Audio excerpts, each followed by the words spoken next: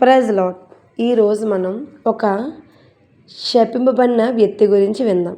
మనం చాలామంది విశ్వాసం గురించి విన్నాం. విశ్వాసంతో స్వస్థత పొందుకున్నవారు, విశ్వాసంతో ఎన్నో యుద్ధాలు గెలిచినవారు, విశ్వాసముతో ఎంతో గొప్ప ఉన్నతంగా ఆశీర్వదింపబడిన వారి గురించి విన్నాం. కానీ మొట్టమొదటిసారి దేవుని మాటకు అవిధేయత చూపితే ఎంత భయంకరమైన పాపం లేదా శిక్ష కలుగుతుందో ఈ వ్యక్తి మనకి ఒక గొప్ప గుణపాఠం. ఎరుకో గోడలు కూలిన తర్వాత ఇశ్రాయేలు ప్రజలకు దేవుడు ఒక ఆజ్ఞ ఇచ్చాడు. అదేమిటంటే ఎరుకోలో ఉన్న ఏ వస్తువులు కూడా మీరు తీసుకోవద్దు, అవన్నీ కూడా శపించబడినవి అని దేవుడు ఖండితంగా ఆజ్ఞాపించాడు.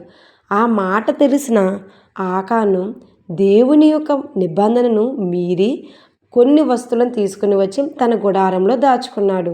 దాని ఫలితం ఏం జరిగిందంటే హాయి పట్టణం మీదకి ఇశ్రాయేలు ప్రజలు వెళ్ళినప్పుడు 36 మంది చనిపోయారు. 36 మంది కుటుంబాలు తమ వారిని కోల్పోయారు. ఆకాను చేసినటువంటి తిరుగుబాటు తన యొక్క ప్రజలకు ఎంతో నష్టాన్ని తీసుకొచ్చింది. యెహోషువ దేవుని సన్నిధిలో మొరపెట్టినప్పుడు దేవుడు సమస్య ఎక్కడుందో దేవుడే యెహోషువ ప్రార్థనకి జవాబిచ్చాడు. ఇక్కడ మనం గమనించాల్సిన విషయం ఏమిటంటే యుద్ధానికి ఆకాను దొంగలించడానికి మధ్య ఎంతో సమయం ఉంది. దేవుడు పలానా వ్యక్తి, పలానా గోత్రం, పలానా వంశం అని చెప్పేంత వరకు ఆకానికి దేవుడు సమయం ఇచ్చాడు, అతను మారతాడేమో అని. కానీ ఆకాను తన హృదయాన్ని కఠినపరుచుకుని మనస్సాక్షిని చంపుకుని దేవుని మాటకే తిరుగుబాటు చేశాడు. దాని ద్వారా తన కుటుంబం కూడా ఆ శిక్షను అనుభవించాల్సి వచ్చింది.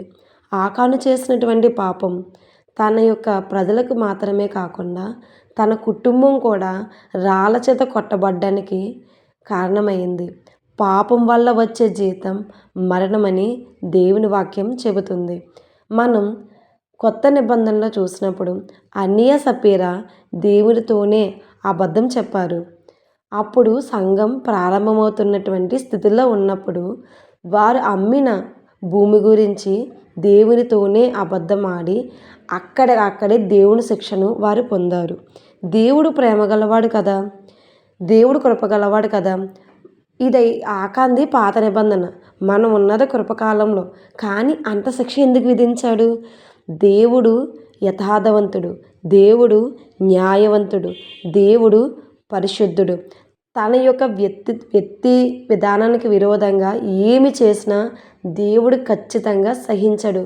దానికి తగ్గ ఫలం ఆ వ్యక్తులు అనుభవించాల్సిందే. ఇక్కడ దేవుని ప్రేమను మనం చూసినప్పుడు ఆకానికి చివరి వరకు దేవుడు సమయం ఇచ్చాడు. గోత్రం, వంశం, తన తండ్రి ఇతని పేరు చెప్పే వరకు. కానీ ఆకాను మారు మనసు పొందకుండా చివరి వరకు కూడా దేవుని మాటకి అవిధేయత చూపాడు. మన బిడ్డ తప్పు చేస్తున్నప్పుడు మన బిడ్డని మనం శిక్షిస్తాం, ఎందుకంటే ఆ బిడ్డ మంచి నేర్చుకోవాలని, అలాగే తన తప్పు తెలుసుకొని ఇతరులకు హాని కలగకుండా తన ప్రవర్తన ఉండాలని. కానీ ఇక్కడ ఆకాను తన తండ్రి మాటకే అవిధేయత చూపాడు. అననీయ సప్పీరాలు కూడా దేవుడు వారిని ఇమ్మని అడగలేదు, వారు ఇష్టపూర్వకంగా ఇచ్చి దేవునితోనే అబద్ధం ఆడరు, ఇంత వెలకే మేము అమ్మామని. అక్కడ కూడా దేవుని యొక్క నిబంధనకు వారు అవిధేయత చూపారు. దేవుడు ప్రేమగలవాడు, కృపగలవాడు, కానీ ఆయన న్యాయం తీర్చుటలో న్యాయవంతుడు, పరిశుద్ధుడు, పవిత్రుడు. ఆయన తన సార్వభౌమాధికారానికి విరోధంగా ఆయన ఏమీ చెయ్యడు. మనం చేసే చిన్న తప్పులే ఆకాను వలె, అననీయ సప్పీరాల వలె గొప్ప ఫలితాన్ని పొందుకోవాల్సి వస్తుంది.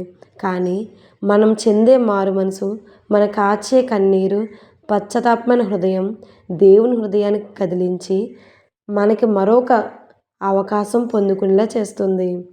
ఆమేన్.